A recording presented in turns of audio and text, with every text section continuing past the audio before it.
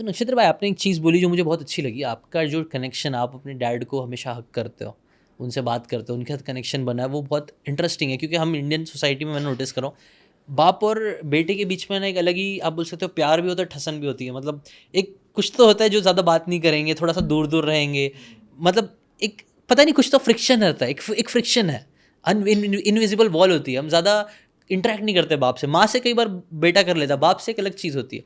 तो वो ऐसा क्यों होता है, और आपने ये फ्रिक्शन कैसे तोड़ा? सो दोनों ही, मैं ऐसा मानता हूँ कि दोनों ही ऐसे लोग हैं, बाप और बेटे, कि दोनों के अंदर प्यार बहुत ही ज़्यादा है। हाँ। लेकिन वो दोनों को पता ही नहीं है कि प्यार को एक्सप्रेस कैसे करना। ओके। एक्चुअली मर्द को कभी किसी ने सिखाया नहीं है कि अपने इमोशंस को व्यक्त कैसे करना। अब देखिए, मेरे मेरे मदर के साथ रिलेशनशिप इसलिए अच्छे हैं because my mother is great receiver, कि जब मैं कुछ बात करता हूँ तो वो सुनते हैं। जनरली मेल के लिए बहुत ही मुश्किल हो जाता है कि कुछ चीज़ को सुनना। मेरे फादर को मैं कुछ बोलूँगा, पापा आज प्रॉब्लम हुआ, इज़ लाइक अरे तेरी गलती होगी, तूने ये किया होगा। लेकिन मदर, कोई बात नहीं बेटा। सो वहाँ पर वो नर्चरिंग एनर्जी है। बाप बेटे में प्रॉब्लम इसलिए है क्योंकि दोनों मैस्कुलिन एनर्जी है, दोनों एक समान है। और एक समान जब दो चीज़ें होती है तब उन दोनों के बीच में फ्रिक्शन आता है। ट्रू। और जब मैंने ये समझा, तब कई सालों तक मेरे फादर के साथ मेरे रिश्ते उतने अच्छे नहीं थे। ऑफकोर्स प्यार था, लेकिन वो कैसा था कि यार चलो अवॉइड करते हैं, बात नहीं करते हैं। लेकिन जब मैंने सारी चीज़ें समझी, उसके बाद मैंने एक चीज़ समझी, वो है पुरुष को ना एक चीज़ चाहिए, वो है रिस्पेक्ट। तो इसलिए मैंने मेरे फादर को हो सके उतना ज़्यादा रिस्पेक्ट देना शुरू किया। उनको मैंने चेंज करने की कोशिश नहीं की, उनको मैंने क्रिटिसाइज़ नहीं किया। बिकॉज जब मैं ये बुक्स पढ़ता था, आई वाज लाइक कि अरे पापा को ये करना चाहिए, मोबाइल फ़ोन ये नहीं करना चाहिए, अच्छा हेल्थ में ये ख्याल रखना चाहिए। मैं कॉन्स्टेंटली उनको सुधारने की कोशिश करता था। लेकिन मेरे मदर जो है वो कभी ऐसा नहीं करते थे। तो जब मैंने भी वो अपनाना शुरू किया, मेरे फादर को जब मैंने फुल्ली एक्सेप्ट किया जैसे वो हैं, और उनकी अच्छी चीज़ों पर मैंने फोकस करना शुरू किया, और जब मैंने उनको वो रिस्पेक्ट देना शुरू किया जो वो डिजर्व करते हैं, ऑटोमेटिकली उनका बिहेवियर मेरे प्रति चेंज हुआ। अच्छा।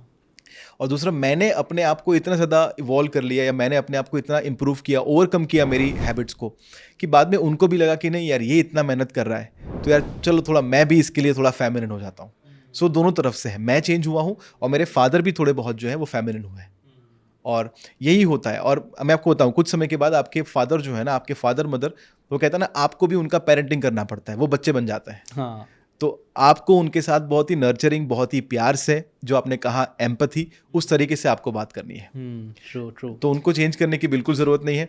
और मैं ऐसा मानता हूँ कि आपके फादर के साथ जैसे रिश्ते होते हैं ना, उसकी सीधा असर आपके करियर के ऊपर आती है। अच्छा। क्योंकि वो आपकी ज़िंदगी में सूर्य रिप्रेजेंट करते हैं। Your father is a masculine energy, वो आपके सूरज की एनर्जी रिप्रेजेंट करते हैं। और आपकी मदर की जो एनर्जी है वो आपकी चंद्र की एनर्जी है, जो आपकी फेमिनिन एनर्जी है।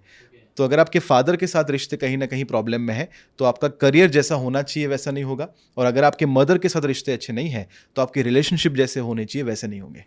तो दोनों को बैलेंस में रखना बहुत ज़रूरी है।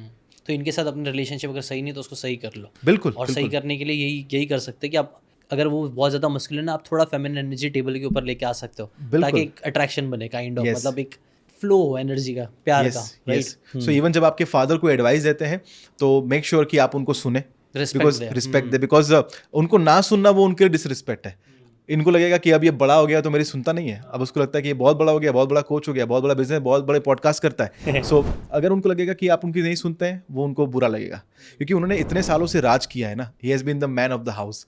तो आपको फेमिनिन बनना है, ना कि आपको सामने और मैस्कुलिन बनकर सामने उनको जवाब देना है। राइट। आई थिंक यही रिस्पेक्ट की वर्ड बहुत की है। ये आपने बोला ना, एकदम बहुत सही है। मतलब हर इंसान, हर आदमी जो ये वीडियो देख रहा है, पॉडकास्ट देख रहा है, तो वो एग्री करेगा। हमें ना रिस्पेक्ट चाहिए, आदमी को रिस्पेक्ट चाहिए। Yes. भले से बाकी सारी चीज़ें 19-20 हो जाए, लेकिन अगर कोई इंसान रिस्पेक्ट देगा ना, और फेमिनिन होगी, तो उससे प्यार बहुत ज़्यादा अच्छे से होगा। अगर कोई दोस्त हो गया, तो हम दोस्ती भी वही टिकती है जहाँ पर रिस्पेक्ट होता है। आप देखेंगे ना, वो दोस्त जो हमेशा बार बार टांग खींच रहे, थोड़े टाइम तक जो लोग जमेंगे, लेकिन एक टाइम बाद उनके साथ दोस्ती नहीं जमेगी। रिश्ते टिकते ही तब है जब एक दूसरे में म्यूचुअल रिस्पेक्ट होता है। स्पेशली लड़कों के लिए तो ये बहुत ज़्यादा ज़रूरी है। बिल्कुल। वैसे ही लड़कियों के लिए सबसे ज़्यादा इंपॉर्टेंट क्या है आपको लगता है? लड़कियों के लिए उनके ड्रीम्स को रिकग्नाइज करना, और मैं तो कहूँगा लड़कियों के लिए भी रिस्पेक्ट बहुत ज़रूरी है। ट्रू। लेकिन उनका फॉर्म ऑफ रिस्पेक्ट बहुत डिफरेंट है, राइट? सो मैन के लिए है ईगो थोड़ा, उनको मैं कहूँगा, फॉर एग्जांपल जैसे मेरे फादर का एग्जांपल मैंने दिया कि यार आप जो बोल रहे हो उनको मुझे टोको मत, तो वो उनकी रिस्पेक्ट है। फीमेल के लिए रिस्पेक्ट मैं कहूँगा वो ये है कि उनकी वो जैसे हैं उनको स्वीकारना, और उनको ज़्यादा फोर्स नहीं करना, और उनको वो नहीं बनाना जो वो है। सो फॉर एग्जाम्पल, अगर आपने एक फीमेल को कंपेयर कर दिया ना किसी और के साथ, हाँ। सो बहुत बड़ा चैलेंज है उनके लिए। हाँ, ये कर चुका भाई। गिल्टी। और आज भी मुझे वो चीज़ सुनने मिलती है। Yes. तुमने मुझे कंपेयर कैसे किया? यस। बिकॉज फेमिनिन इज मैं कहूँगा वो फ्लोइंग है और एक दूसरे से कंपेयर करना मतलब, और वो अलग है इसलिए उसकी ब्यूटी है, राइट। सो कि उनकी जो ब्यूटी है, यूनिक ब्यूटी है, उसको रिकग्नाइज करना और उनके अंदर के स्ट्रेंथ को पहचानना और उनको सपोर्ट करना, वो उनके लिए सबसे बड़ा रिस्पेक्ट है। मैं ऐसा मानता हूँ कि फीमेल के लिए रिस्पेक्ट इज कि आप मुझे सपोर्ट करो जो मैं करना चाहती हूँ। सुनो, एटलीस्ट समझो मेरे साथ समझो यस क्या चाहिए उनको, यस, और उनको क्या चाहिए ये पूछना। कई बार है ना, ये भी होता है ना कि हम रिलेशनशिप में वो करते हैं जो हमें चाहिए, और हमें लगता है कि यार मैं तो इतना कर रहा हूँ इसके लिए। आई थिंक ये आपके इवेंट पे मैंने सुना था ये चीज़, क्या यस, कि हम खुद से सब चीज़ करते रहते हैं और सामने सोचते हैं यार ये तो खुशी नहीं हो रहा, मैं तो इसके लिए इतनी मेहनत करता हूँ, मैं इतने पैसे कमा के ला के दे रहा हूँ, बट ये खुशी नहीं है।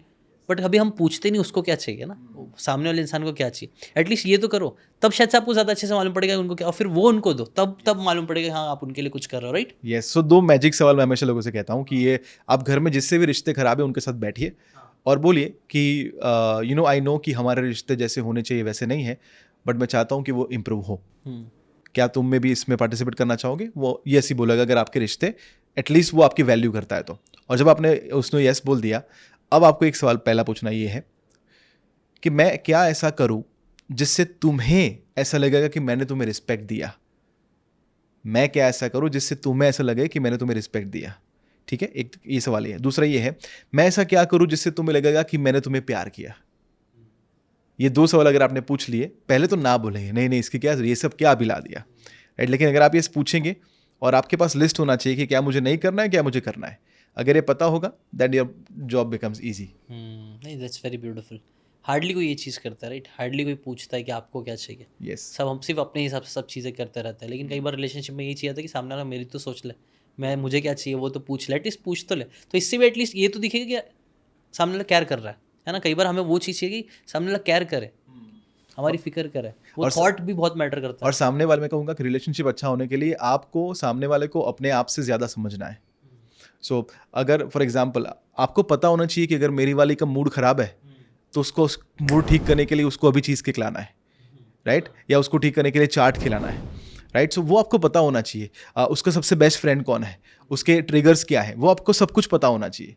शादी के कई साल के बाद मैं देखता हूँ कि वो वाइफ या हस्बैंड कंप्लेन करते हैं कि ये तो मेरे बारे में कुछ जानते ही नहीं है। उनका फेवरेट फूड कौन सा है, फेवरेट कंट्री कौन सा है, आने वाले 5 साल के उनके गोल क्या है, वो सब कुछ आपको पता होना चाहिए। आपको अपने पार्टनर के पास्ट, प्रेजेंट और फ्यूचर सब कुछ पता होना चाहिए। ट्रू। अगर आपको ये बातें काम की लगी होगी तो do check out the full podcast यार। जाके देखो, डिटेल में चीज़ों को समझो, तब ज़्यादा अच्छे से समझ में आएगा, ज़्यादा अच्छे से आप अपनी ज़िंदगी में चीज़ें अप्लाई कर पाओगे। Thanks so much and subscribe this channel.